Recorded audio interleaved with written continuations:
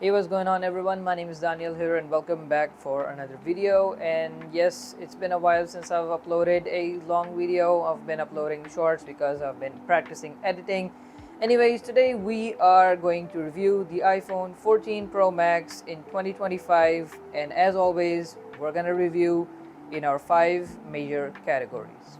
Okay, so for the review, as always, we are going to go through 5 categories, which is hardware, software, battery life, camera performance, and the overall feature set of the phone.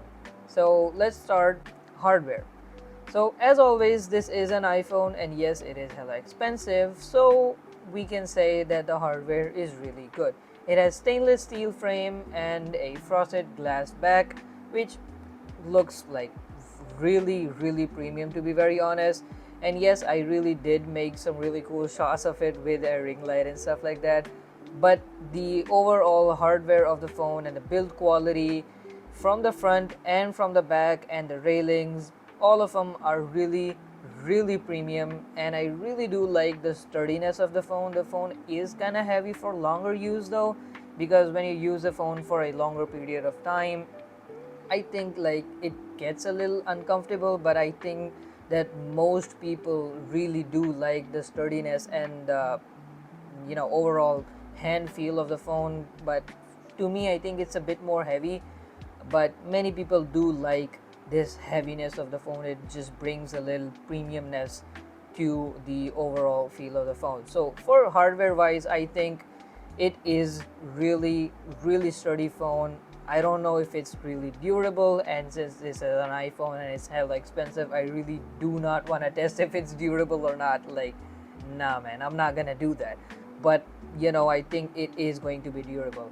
If we talk about the front of the phone, I think the front of the phone is also really kind of premium. It has all these smooth bezels. The bezels are even all along from the sides and from the top, as well as the chin. However, the dynamic island, okay, you know what, let's talk about the dynamic island later, because I have some hot takes about that. So for the hardware, I think it's like a smooth 8.5 out of 10. Okay, now let's talk about our second category, which is software. And yes, this phone runs on iOS. Right now, it is running on iOS 8.5, which is like the last version of iOS, which is kind of, it brings you that simplistic feel of iOS. However, I think in September or maybe October, Apple is going to announce the iOS 26. And yes, not iOS 19. They're gonna go straight to 26. Maybe they wanna streamline the number of their operating systems with the overall year of their release. I don't know why they did that, but I totally kind of get that, because every single operating system of Apple, like tvOS, iPadOS, watchOS, and iOS, have been renamed to match the current date of the year. And so I think I am kind of excited for liquid glass, but I really do prefer the simplistic iOS 18.5, at least right now. However, many people have reported that the liquid glass thing has something to do with the visibility of the fonts and styles and stuff. But I think, at least in the current stage, iOS 18.5, it's stable, it's simplistic, and it just works like it has been working since iOS 7, I guess. So for the software part, I think it's a straight up 9.5 out of 10. No questions asked. Okay, so let's now talk about the third category, which is going to be cameras. And yes, the camera quality is kindly the best camera quality which I think I have actually tested so far. Let me give you a little bit of specifications. So it is a 48 megapixel main camera, a 12 megapixel ultra wide camera, a 12 megapixel telephoto camera. These are the 3 cameras on the back, and they're way more capable than you think. I think they're capable of cinematic modes, portrait modes, recording videos up to 4K 60 FPS, so you kind of get what I'm talking about. On the front though, it is also a 12 megapixel ultra wide camera, and it is also capable of cinematic mode. The overall features that Apple really gives you with the cameras. Let's talk about the photographic styles, the HDR video, those kind of stuff also is kind of refreshing to see when you're using an iPhone with a camera. So camera quality is really great. I think historically, whenever we talk about iPhones, camera quality is like one of the biggest strengths that people really do have with iPhones, and a lot of people really do buy iPhones for their camera quality. Okay, now it's time for probably one of the most important factors, one of the most important categories, and that is going to be performance. Let me tell you a bit of a hardware perspective first. So, the phone is powered by the A16 Bionic chip, which has 9 cores, 2 performance cores, and 4 efficiency cores. And yes, I think this is like 2 generations behind, but the A16 Bionic is probably going to be supported for the next 4 or 5 years in terms of software updates, and this is probably one of the most powerful chipsets on the market right now, maybe even more powerful than the Snapdragon 8 Gen 1, maybe Snapdragon 8 Gen 2. Like, it's on par with those kind of chipsets, and the performance is going to be really good on this phone in terms of gaming, in terms of normal videography.